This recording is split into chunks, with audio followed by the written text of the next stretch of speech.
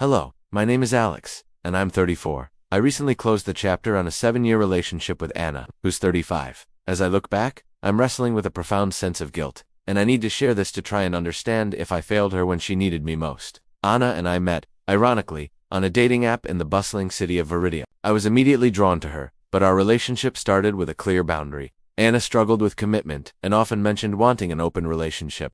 I loved her, but I told her I wasn't the man for that kind of partnership because she saw the depth of my commitment. She eventually chose to build a life with me. I made it my mission to show her unwavering love. I poured all my effort into our relationship.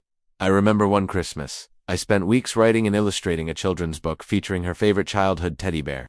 Another time, I recorded The Little Prince as an audiobook, knowing the sound of my voice helped her sleep. We built a beautiful, intricate world. For years in, the foundation cracked. Anna went on a short business trip to Crestwood. One evening, she went silent. The next day, her messages were distant and vague. My gut screamed, but when she returned, everything seemed normal. I pushed my insecurity down, and even bought her a little silver keychain at the Viridia airport, planning to ask her to move in. The truth hit me later that week. Anna confessed that she had committed a profound act of infidelity during the trip.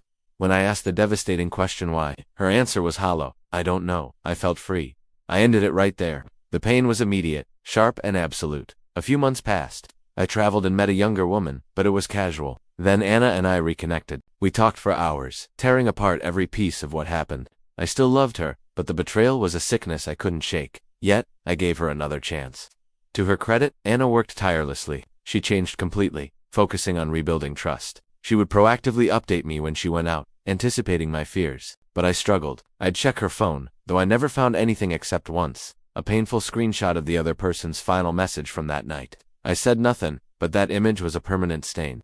The trust largely returned, but the shadow of Crestwood never entirely disappeared. For the 2 years after we reconciled, the conversation inevitably turned to children. Before the breakup, I was excited about being a father. Now I was crippled by indecision, haunted by the instability I feared the cheating represented. As Anna turned 35, the pressure intensified. Her biological clock was ticking, and the risks of pregnancy would soon increase. She didn't want to freeze her eggs, and while she was unsure about being a mother herself, she desperately wanted a partner who was at least open to the possibility. I spiraled. I convinced myself I wasn't stable enough, structured enough, or a good enough partner for the life she deserved. I stopped bringing up the topic, and eventually, so did she. When I got a dog, it became a massive trigger. I insisted on calling him my dog, not our dog. Taking care of him highlighted my crippling anxieties about fatherhood. Deep down, I was pulling away. We never moved in together. I kept the dog separate. We took a last trip, but the silence was deafening. I withdrew, nitpicked her flaws, and felt a suffocating unhappiness with myself.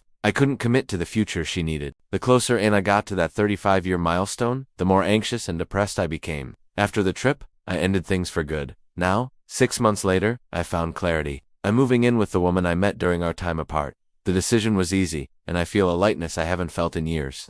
This confirms that the relationship with Anna was, indeed, over. But my bad conscience remains. Did I do her wrong by staying with her for 3 years after the cheating, wasting her best years to find a man who is ready to be a father? I'm terrified that my indecision prevented her from having the family she might have wanted. I still love her and respect the tremendous effort she made to repair what she broke. I just don't know if I failed her by not walking away sooner, giving her a true chance to move on.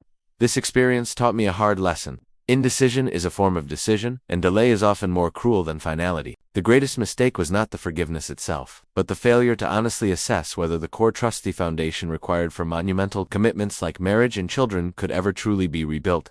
If you cannot commit to the future a partner needs, walking away early, despite the pain, is the most respectful and honest choice you can make for both of your lives. Thank you for listening to my story. I'd love to hear your thoughts in the comments below. Take care.